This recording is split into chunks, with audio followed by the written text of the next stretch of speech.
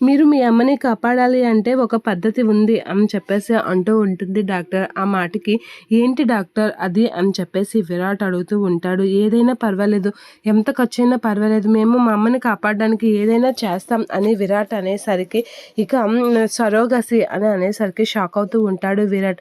అవును, సరోగసి ద్వారా చంద్ర బిడ్డని కన్నట్లుగా ఉంటుంది.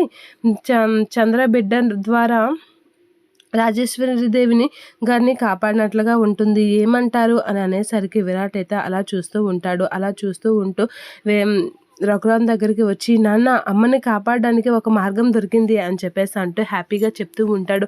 ఏంట్రా అది అని చెప్పేసి అనేసరికి, మేము మా బిడ్డని వేరే వాళ్ళ దగ్గర సరోగసి పద్ధతిలో మా బిడ్డని వేరే వేరే ఆవిడ కడుపులో పెంచి దాని ద్వారా అత్తయ్య గారిని కాపాడుకోవచ్చు అంట మామయ్య అని చెప్పేసి అంటూ ఉంటుంది చంద్ర. అవునా, అది ఎలా రా అవుతుందా అని చెప్పేసి అంటూ ఉంటాడు. ఏమైంది అని చెప్పేసి మాయ వచ్చి అడిగేసరికి, మేము మా బిడ్డని సరోగసి ద్వారా మేము మా బిడ్డని మళ్ళీ తెచ్చుకోవాలనుకుంటున్నాం అని చెప్పేసి విరాట్ అంటూ ఉంటాడు.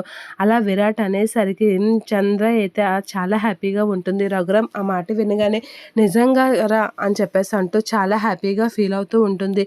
ఇక అలా హ్యాపీగా ఫీల్ అయ్యేసరికి రఘురామ్ కూడా అలా చూస్తూ ఉంటాడు. మాయ అయితే షాక్ అయినట్లుగా అలా చూస్తూ ఉంటుంది విరాట్ వైపు. ఇక చంద్ర అయితే చాలా హ్యాపీగా ఉంటుంది. చంద్ర ఏంటి ఇంత హ్యాపీగా ఉంటుంది, అలా ఉండకూడదు కదా అని చెప్పేసి మాయ అయితే కోపంగా చూస్తూ ఉంటుంది చంద్రని. రఘురామ్ కూడా హ్యాపీగా ఫీల్